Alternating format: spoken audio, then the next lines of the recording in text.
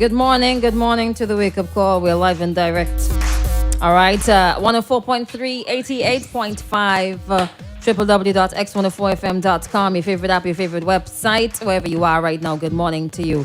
We're also streaming live on Facebook, YouTube, and Twitch at Extreme 104. Okay. All right, all right. The phone working. Good to go. Crash, DJ Lano. And I'm not even sure if to call you a guest, because, I mean, you're not. No, far from. You're not. I mean, I was a guest a few minutes ago. A few minutes ago. Yeah. You soak back in. Soak back in right away. DJ Flip, right? Part of the family, of course. All right, so we're going to touch on your experience assisting persons on the leeward side of the island. I'm touching on the most memorable moments for you. When you think about a year ago, what are some of the first things that come back to mind? Wow, there were so many memories, to be honest, but some things that really stood out. Let us go right back to Thursday. Which date was that? The 8th? Which date? Thursday would be the 8th. Right, because so Thursday would have been like today. Perfect. Yeah. Right. So Thursday the 8th, I was in Kingston, and then when the PM made the announcement to the public that yes, it's about to happen and everyone should get their stuff together, XYZ and all of that. Mm-hmm. I mean, that day in Kingston, I literally had nothing to do after I finished paying my utility bills and all of that. But something kept me back in town, and then I went to a tech shop, and then because at that point in time I had my phone. I mean, it was going through its phases, right? Mm-hmm. So it's like after every hour and a half, the battery would have been gone and all of that. So I went and I purchased a battery pack. And by doing so, it's like that's why I knew, like, for certain that was my calling. Like, I had all these backup accessories to just in case, right? I mean, I went back to North Leeward and got my families and my friends, and got them together and tell them, okay, well, this is the case. I'm pretty certain that you guys heard what is happening and all of that. So everyone were properly organized just to leave. Mm-hmm. Right, and then I picked up my phone, and this was never planned.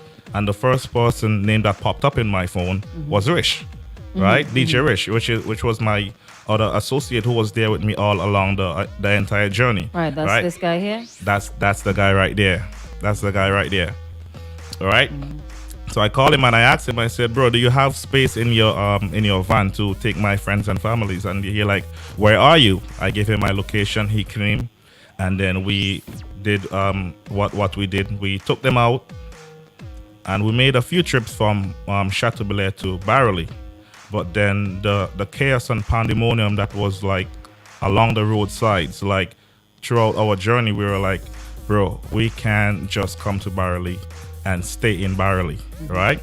We did several trips, and what stood out that morning is that what stood out that evening is that I was there, and then something was telling me, "Flip, go back to North Leeward. I left where I was staying, and about 2:00 in the morning, I went across to a shop. Shout out to Penalty Spot Bar in Barley. So we went back across to Penalty Spot Bar, and then who appeared again? Rish. And he was like, "What are you doing here?" And I'm like, "Bro, waiting for you. Something is telling me that we need to go back to North Leeward." Yeah. Right? And then he was like, "Boy, for some reason I want to go back to Leeward as well." So I'm like, "Let's go." First responders. And at that point in time, everyone would have already heard the announcements that they were to leave, they were to evacuate those dangerous areas, like Chateaubriand, Peterbedel, Fitzhugh, and surrounding areas, right? We went back into North Leeward, and then we realized like the place was like a ghost town, like it was so dead. Oh. Because this was like 3:00 in the morning, right? Who had left behind were sleeping. And then we were there. Then we went up on the hill, and then we realized like there were fire around the volcano. And then we were like, Okay. should we leave? Should we stay? And we're like, no, we are already here. We are not leaving until these people are up. And because we So had, you guys like was shouted out? well, we passed through Oh. the communities, and we were just staying there because in any case that the volcano is to erupt, obviously they will wake up, right? Right. So we were like, we are not leaving until something major happens. So we were Okay, right there in the danger zone, and we decided that we are not leaving because we are not safe until everyone is safe. Y'all want, yeah. Okay. How was Ollie them- ain't been frightened. To be honest, which is which is very weird at the same time. The only time I got scared is when we got to a place called Barracks Village, and we looked over to the volcano, and we realized that there was a ring of fire around the volcano. So it reminded me like more of like an apocalypse, you know that kind of scene. What they tell you on And what clicked to your mind when it's out? End of world. What? End of world kind of vibe. Like all the dogs, they were quiet for the first time. Like all the animals in the area, like you were not hearing anything. Not even a cricket was chirping. You know, Because weren't they gone? They gonna leave you. They're gonna leave us. Yeah. So that was my Wow. first memorable moment, and the second one is when we were pretty much almost lost at sea. Lost at sea. Yeah, which Tell is us about that. I mean, this by itself is somewhat exclusive. It is something that I've never like spoke of before. But what really happened there is that, as you would have known, is that we made several trips by bus, like by the minivan, Right. and also by sea when the road got very dangerous, right? With all the ash, the hot, the low humidity, it was so dangerous. Like we couldn't like drive in, you know. So at sea, we decided to use the boat to head down to Chateaubriand Wharf to assist those persons who were still left behind, all right, or who decided to stay behind. Let me just be on the safe side here and not just say left behind, because Right, people right. got ample time to move, right? Okay, All right, so to assist those who were behind. So at sea, what happened now is that this was in the heights of the volcanic eruption on Friday morning, afternoon. Like this is when all the explosive eruptions were happening, like one after the other, one after the next, right? So it'll be like almost like the following Friday or No, that same Friday. the same Friday. Yeah. Oh, right. Okay. Yeah. Following. Yeah. So what happened now is that we were off the coast of, say, Rosebank, heading down to Chateaubriand, because we were in the safer area of Barely. That's where we left, right? So we were mobilizing people from Chateaubriand to Barely, to the safer area, right? So while at sea, just off Rosebank coast, what happened now is that there was huge ashfall. Like, on a very, I can't even say rainy day, because when it's raining, you still get to see what's ahead, right? But the place was so dark. Like all we saw at that moment was just the boat, heavy tides, and just the ash pouring down on us. Did it come to a point where you had to throw ash off the boat? Or it wasn't that heavy? It wasn't that heavy? It was heavy, but it didn't come to that, right? Okay. Because it wasn't affecting like the floating of the vessel or anything of that sort, right?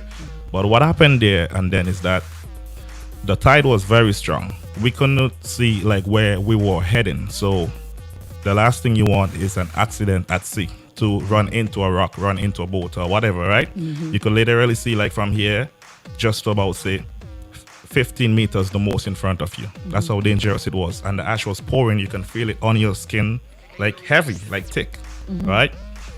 The captain decided to stop the boat because we can't get to navigate through. the way he wanted to, right?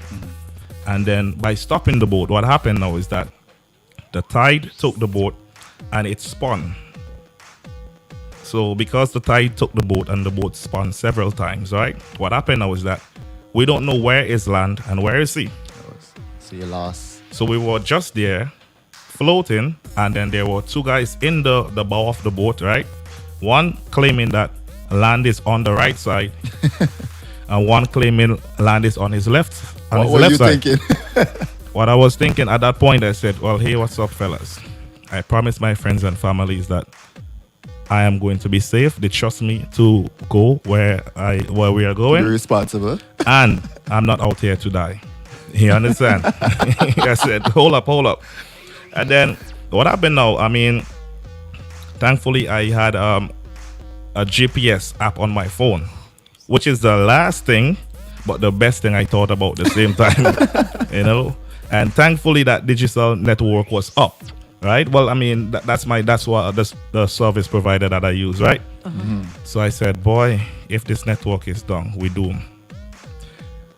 The captain decided, okay, he's gonna take one of the guys their opinion that as to where land was, and he started driving.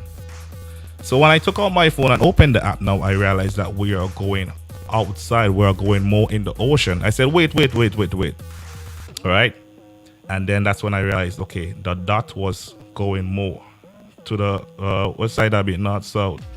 Away, whichever side it was away. Away. You understand? Right? And there and then now I said, okay, turn around the vessel and let's head on to the opposite direction. So there and then, but then we were just off Rosebank Coast, and then the tide took us from Rosebank Coast and took us all the way off Barley Coast, like in no time. It was that dangerous. So yeah. Boy, thank God for life. To be honest, I think I probably would have been panicking. I'd be like, wait. But you know what? I mean, panic, it came to my mind, but then I realized that we have to stay as calm as possible. As calm as possible, right?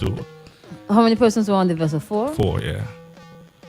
That's including your friend as well? No, what happened now is that there was actually 5 of us, right? But what happened now is that my friend, on the first effort, because he's asthmatic and he thought that he has his asthma pump, right? So once again, shout outs to DJ Rish, right? So he risked his life trying to save people, like we all did, right? But he was asthmatic, and you know, with the asthma and the ash, you know, that type of risk. That's a bad combination. Yeah. Bad, terrible, right? So what happened now on the first effort, Rish actually had an asthma attack. So we had to turn around and take him back to Barley to get his asthma pump and all of that. And then that's when we decided, okay, we are going to Chateau, regardless to what. After several boats aborted their mission. Eventually we did, we got there. When you got there, what was... I mean, we met a lot of people. We decided to assist them, took them on their belongings, and we brought them to safety in Barley. This was a big boat, man. It's what they call. If it could carry at least one person, you're doing something, right? Yeah, I mean, one life is a lot, isn't it? It is indeed. Listen, we're gonna stick a pin. We're gonna come back with a part 2 from about 8:30, and then head on up to the top of the hour. It's the wake up call. We've got DJ Lano, Crash, DJ Flip, and yours truly, Crystal. All right, part 2 is coming up, and in part 2, then is when we're gonna hear all the. Thank you for joining the live. See you in a bit.